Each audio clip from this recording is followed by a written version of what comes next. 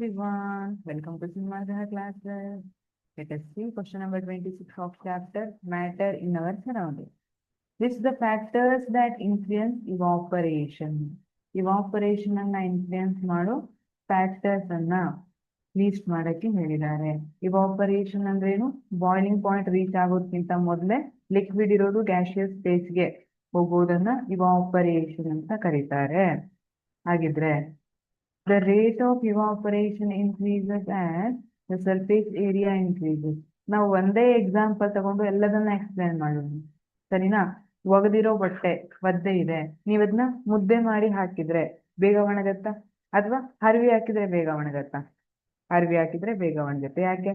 Surface area increase ಆಗ್ತಾ ಇದೆ. So water molecules easily evaporate ಆಗ್ತಾ ಇದೆ.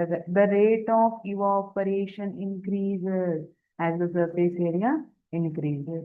The rate of evaporation increases and temperature increases. ನೀವು ಬೇಸಿಗೆಯಲ್ಲಿ ನೋಡ್ರಿ, ಅದೇ ತರ ಮೋಡ ಇದ್ದಾಗ ನೋಡ್ರಿ, ಫುಲ್ ಸನ್ಲೈಟ್ ಇದ್ದಾಗ, ಮೋಡ ಇದ್ದಾಗ, ಎರಡು ಟೈಮಲ್ಲಿ ನೋಡಿದ್ರೆ ಯಾವಾಗ ಟೆಂಪರೇಚರ್ ಜಾಸ್ತಿ ಇರುತ್ತೆ ಅವಾಗ ಬಟ್ಟೆ ಬೇಗ ಒಣಗತ್ತೆ. ನಿಮ್ಗೆ ಗೊತ್ತಿದೆ ಬಟ್ಟೆ ಒಣಗೋದು ಇವಾಪರೇಷನ್ ಪ್ರೊಸೆಸ್ದು ಅಪ್ಲಿಕೇಶನ್ ಅಂತ. So the rate of evaporation increases and the temperature increases. The rate of evaporation decreases as humidity increases. See, ಮಳೆಗಾಲದ ಟೈಮಲ್ಲಿ ಬಟ್ಟೆ ಬೇಗ ಒಣಗೋದಿಲ್ಲ. ಯಾಕೆ? ಒಂದು ಸನ್ಲೈಟ್ ಇಲ್ಲ ಅನ್ನೋದಿರ್ಬೋದು. ಇನ್ನೊಂದೇನಂದ್ರೆ ಅಟ್ಮಾಸ್ಫಿಯರ್ ಅಲ್ಲಿ ಮಾಯಿಶ್ಚರ್ ಕಂಟೆಂಟ್ ಇರುತ್ತೆ, ಹ್ಯೂಮಿಡಿಟಿ ಇನ್ಕ್ರೀಸ್ ಆಗಿರುತ್ತೆ, ಹಾಗಾಗಿ ಬಟ್ಟೆ ಬೇಗ ಒಣಗೋದಿಲ್ಲ. ಅದೇ ನಾವು ಚಳಿಗಾಲದಲ್ಲಿ ನೋಡಿ ಡ್ರೈ ಏರ್ ಅಂತ ಹೇಳ್ತೀವಿ.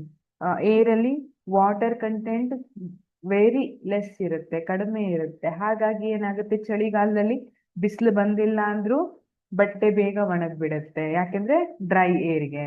ಅದೇ ತರ the rate of evaporation increases with increase in wind speed. ಒಂದು ಚಳಿಗಾಲದ್ದು ಎಕ್ಸಾಂಪಲ್ ಅನ್ನ ನೀವು ನೆನ್ಪಿಟ್ಕೋಬಹುದು. ಇನ್ನೊಂದು ಬಟ್ಟೆಯನ್ನ ಒಣಗಿಸ್ಲಿಕ್ಕೆ ಮಳೆಗಾಲದಲ್ಲಿ ಯೂಶುವಲಿ ಏನ್ ಮಾಡ್ತಾರೆ, ಫ್ಯಾನ್ ಕೆಳಗೆ ಹಾಕಿಟ್ಟಿರ್ತೀರಿ ಅಲ್ವಾ, ಬಟ್ಟೆ ಬೇಗ ಒಣಗಲಿ ಅನ್ನೋ ರೀಸನ್ಗೆ. ಯಾಕೆ? ವಿಂಡ್ ಸ್ಪೀಡ್ ಜಾಸ್ತಿ ಇದೆ, ಗಾಳಿ ಜೋರಾಗಿ ಬೀಸ್ತಾ ಇದೆ, rate of evaporation increase. Thank you.